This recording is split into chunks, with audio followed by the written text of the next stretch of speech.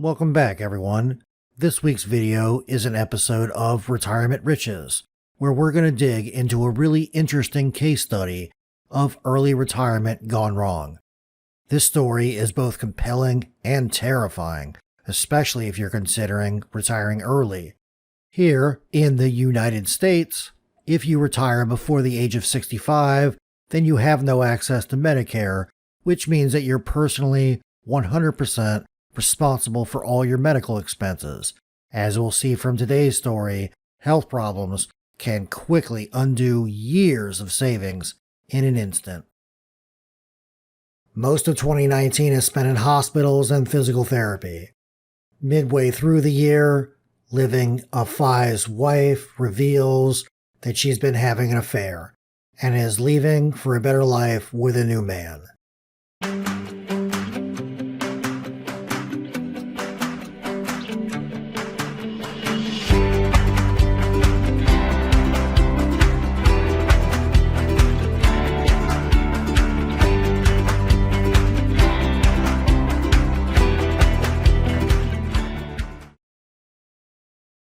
To me, the retirement in general and the FIRE movement as an extension of it has become too much RE and not enough FI. Retirement, like idle life, this sort of like dream of like retirement of luxury where I never do anything, have any obligations for the rest of my life, is not the natural state of human beings. We need a reason to get up in the morning. What we see in practice when people retire, isolationism increases, depression increases, divorce rate increases after retirement. There's actually all sorts of bad stuff that happen after retirement. And it's not because retirement's bad. I'm not trying to scare anyone away from retirement.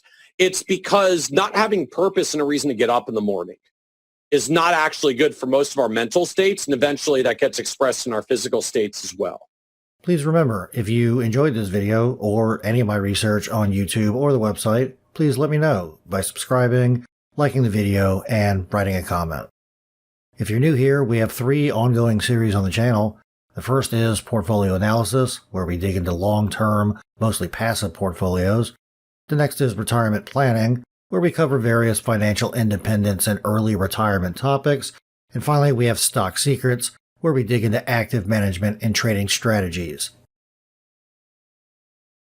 When we speak about financial independence, all we're really saying is that we have, or we're striving to have, enough assets that the income generated by our investments is more than the sum of all of our monthly bills. In other words, we strive to reach a point where our careers and life choices are driven by our passions and not the need to earn money in order to survive. The FIRE movement, which is an acronym for Financial Independence Retire Early, is a loosely connected community of enthusiasts who live by some general principles like frugality and high savings rates. The general principle is that if you live very cheaply and invest 50% to 80% of your income, then you can create a sufficiently sized nest egg capable of supporting you for the rest of your life. Depending on your lifestyle, some people can achieve FI in as early as 8 to 10 years.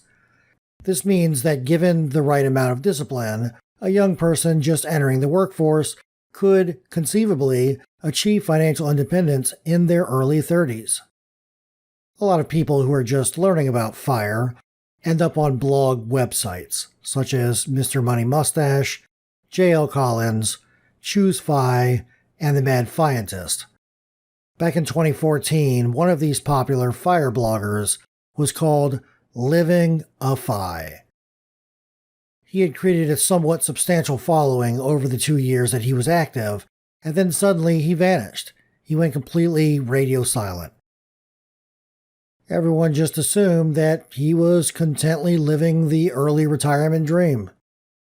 Then, suddenly, without warning, Living a Fi posted what can only be described as a memoir of what his life has been like after 5 years of retirement.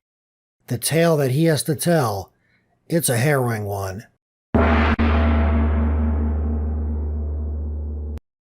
This story begins in 2015. Living a Fi begins his retirement using a strategy known as lean FIRE, His total portfolio is worth about $950,000, and he plans to sustain himself by withdrawing around $30,000 per year.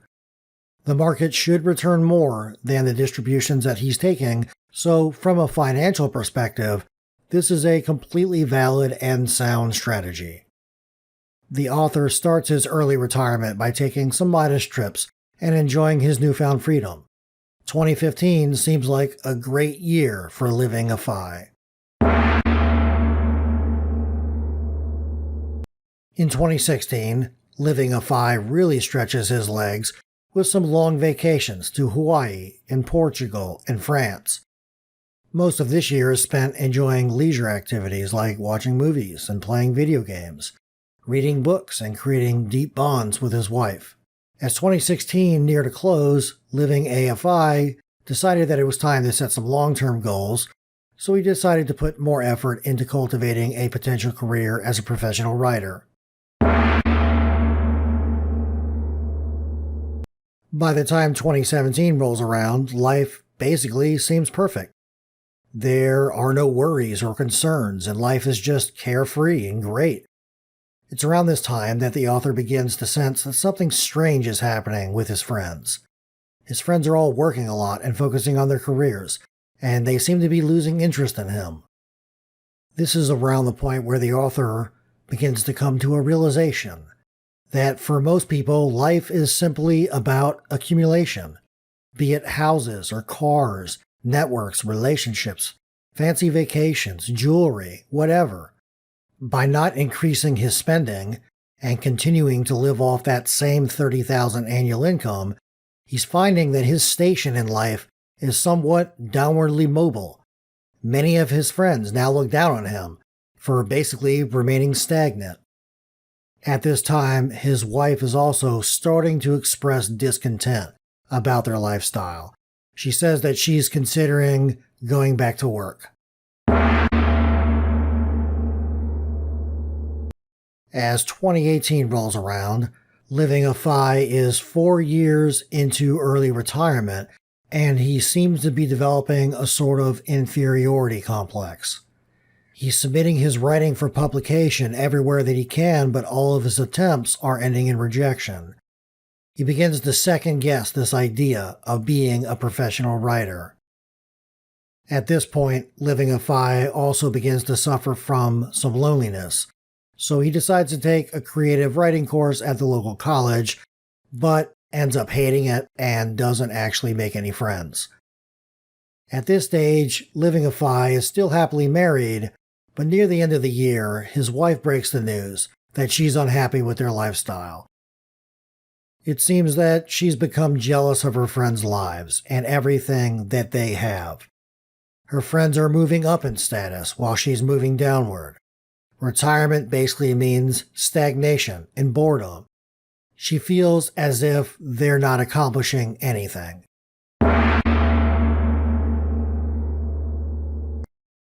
Despite high hopes, 2019 starts off with a bang when living a FI is diagnosed with a rare muscular tissue disorder. Most of 2019 is spent in hospitals and physical therapy.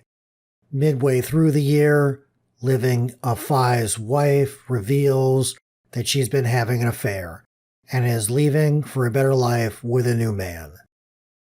Understandably, this leaves our author with a serious case of depression, loneliness, and isolation.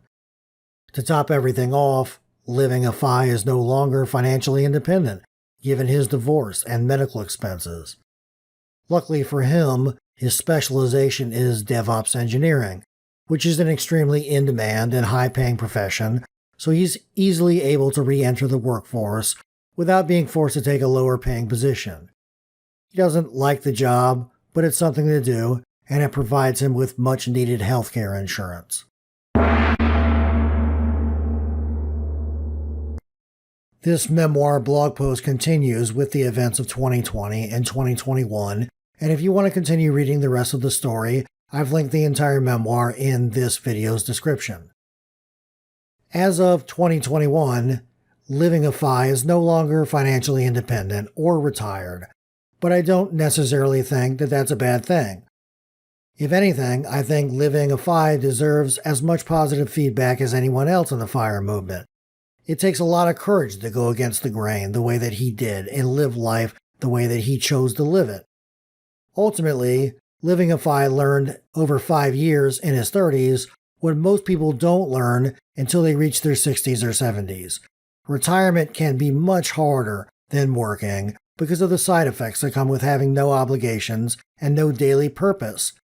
At the end of the day, all of us want to contribute something useful and meaningful to the world. And when that day comes, when you start to feel like you bring nothing to the table, that's the day that your life really ends.